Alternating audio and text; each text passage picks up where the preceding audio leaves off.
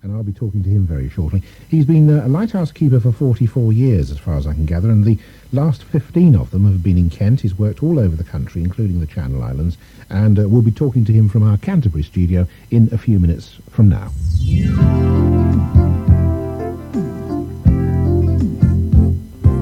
Your favorites in the afternoon. BBC Radio Kent. It's 14 minutes past 3, and we're now able to talk to our After 3 guest today. He's the principal keeper of the North Foreland Lighthouse and is our Canterbury studio at the moment. Jim Bowling, good afternoon to you.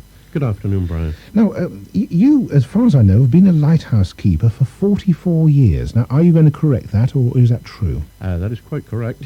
When did you start? I started when I was 17 and a half. Where was that? Well, I trained at our workshops in Blackwall in London, and my first actual lighthouse I'd done duty on was the Longships off Land's End. Now, who do you actually work for? Trinity House. They're the authority, aren't they? Yes, yeah. Yeah. Now, what is the actual job of Trinity House then? Is it just to man lighthouses, or Oh, no, they maintain all the navigational aids around the coast. Lightships, buoys,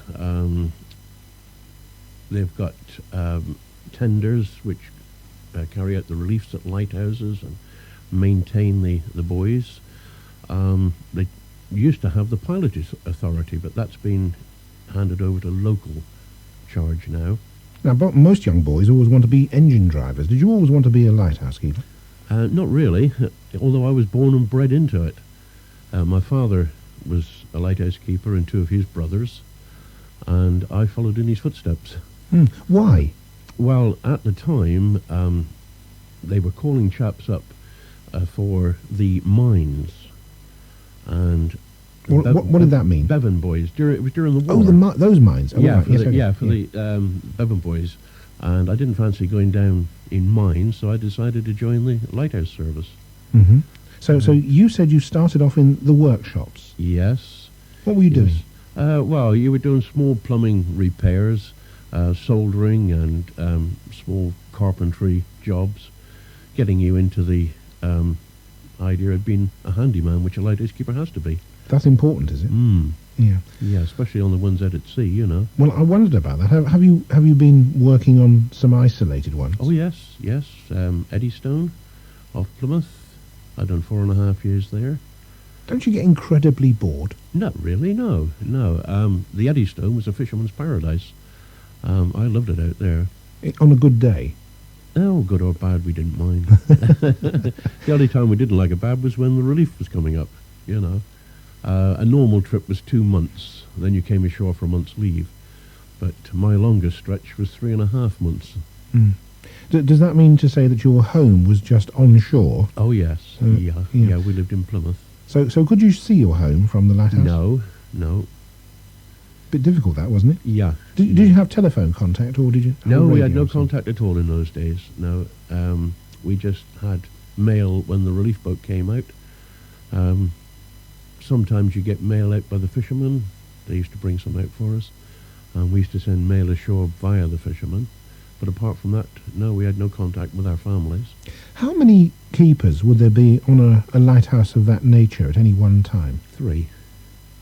And presumably there's a great routine to go through each day. Yes, that's the main thing, the general maintenance of the station.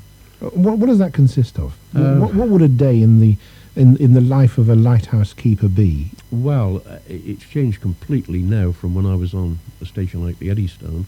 Out there we had oil lights, and you had all the cleaning of your lamp and the lens to be cleaned, bright work to polish.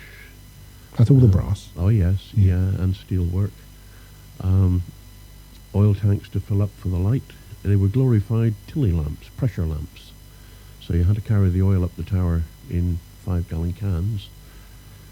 That was done about every 3 days in the winter and about once a week during the summer. Yeah. Because then you had all your household chores, cooking, cleaning. Are you a good cook? Yes, I enjoy cooking. Yeah. Did you either any of you specialise in cooking, or did you all have to share in it? No, we used to share it. We used to take a turn. You would cook every third day. You had a routine where every third day you would cook, and you decided what you're going to do for lunch that day. You spoke about cleaning the lamp. Now, presumably this is the main lamp that provides the light for shipping. Yes. What is that, actually? What does it consist of? How is it powered? Well, in the days on the Eddystone, it was an oil light. You had pressurised lamps with a mantle. But Like the old gas mantle type of thing? Yes, exactly, yes. So not an electric light at all, then? No. Are they electric now? Oh, yes, they're all electric now. At North Foreland, we've got a 3 kilowatt lamp, quite a large one. But the actual power, as I understand it, is not in the lamp itself, but in the mirrors. Prisms. The prisms, not yes. mirrors, the prisms, yes. Yeah, the light is built up and concentrated into a beam. Can be seen 20 miles on a clear night. Yeah. So that is your lighthouse at the moment, the North Foreland light.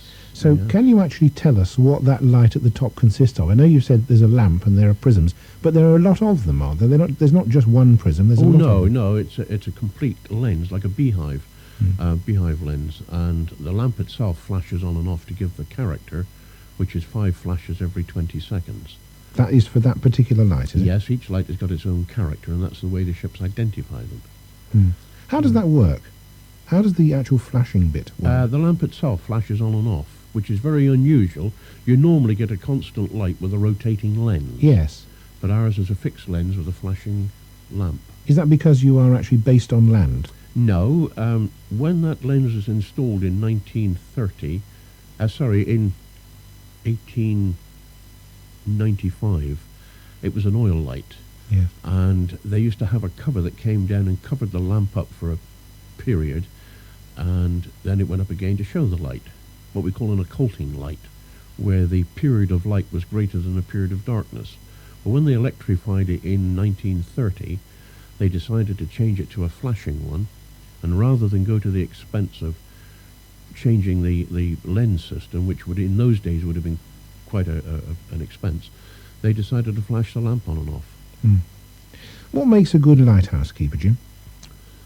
Oh, I don't know. I would think you've got to be psychologically suitable if you're out at sea. Yes, you've got to be able to get on with the other chaps. You've got to be able to look after yourself, and as I say, cooking, cleaning, washing, all that sort of thing. You have to be very patient. You've got to be dedicated. Yes. You've got to be dedicated and patient, as you say, yes. What does your training consist of?